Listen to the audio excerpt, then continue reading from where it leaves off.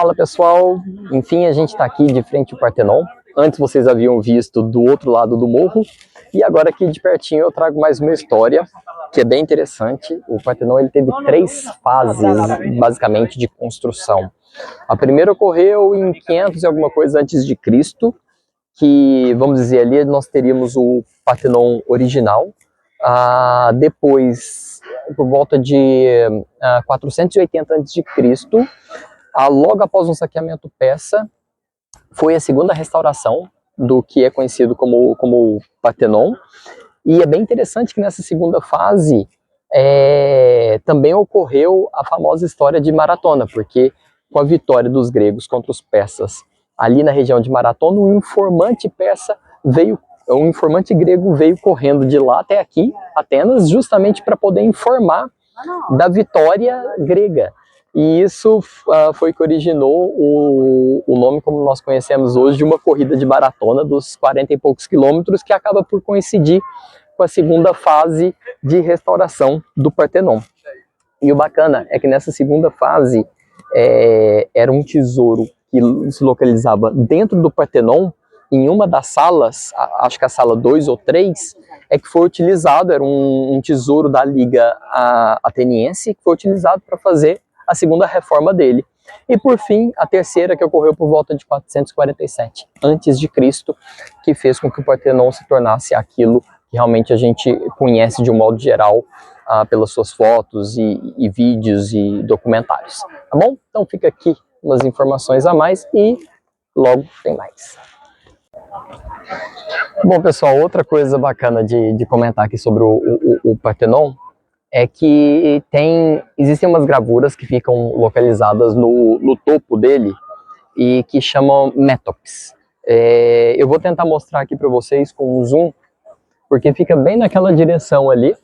Vocês podem, ao menos umas 3 delas que ficam bem na quina. Tem uma, aí depois tem como se fossem 3 pequenas coluninhas que faz a divisa logo com a segunda, e o mesmo acontece ali com a terceira.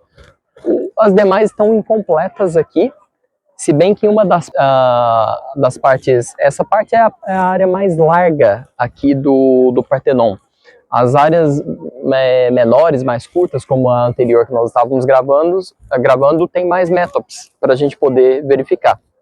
Mas aqui eu queria justamente filmar porque vocês conseguem observar a quantidade delas que faltam no topo, porque nessa área nós temos apenas 3. E onde estão as demais, né, que foram, sei lá, saqueadas ou mesmo, vamos dizer assim, estejam escondidas em algum lugar que a gente não sabe? Provavelmente eles têm aqui em alguma reserva técnica, mas a grande maioria delas estão no British Museum, em Londres, e algumas também no Museu do Louvre. Então fica, inclusive hoje, vamos dizer assim, um certo constrangimento entre o governo grego e o governo inglês, especialmente nesse instante, porque o governo grego quer reaver muitas dessas estruturas, justamente para poder trabalhar na construção, na reconstrução do Partenon, que o intuito do governo grego é tornar ele, vamos dizer assim, original novamente, inteiro novamente. E para isso ele precisa reunir o máximo de peças originais possíveis para fazer o devido acabamento. Agora a gente está basicamente de frente ao que seria a entrada principal do Partenon, e é bem bacana porque aqui vocês podem observar que nós temos 8 colunas, são 8 colunas nessa parte que tem aproximadamente 30 metros, e essas mesmas 8 colunas se repetem lá atrás, também com 30 metros. Já a lateral do Partenon, que vocês viram no vídeo anterior, são 17 colunas em 70 metros de comprimento. E a altura de toda a construção, contando desde da sua originalidade, são de 15 metros de altura. E nesses 15 metros vale destacar que a estátua de Atena, que nós já havíamos mencionado para vocês, ela possui de 12 a 13 metros. Então imagina a grandiosidade dessa estátua, que era de bronze e marfim, que ficava lá no interior, que era basicamente da altura do próprio Partenon. Então realmente devia ser algo muito imponente. E vale ressaltar para vocês que logo após essas 8 colunas, existem outras 6 colunas internas, tanto aqui na parte da frente, quanto lá na parte de trás. E era entre essa linha de coluna exterior e interior que havia a sala número 1, e depois lá no fundo, também entre essas duas linhas de colunas, havia a sala número 4.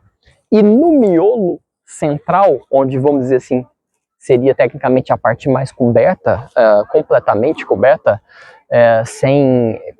coberta quando eu digo é não só na parte de cima, mas também nas laterais, muito bem fechada, ficava a sala 2 e a sala 3. Acredito eu, pelas imagens que eu vi, embora lá não diga, que a estátua de Atena ficava na sala número 2. Faz um pouco de sentido pela largura da imagem que eles têm no desenho ali.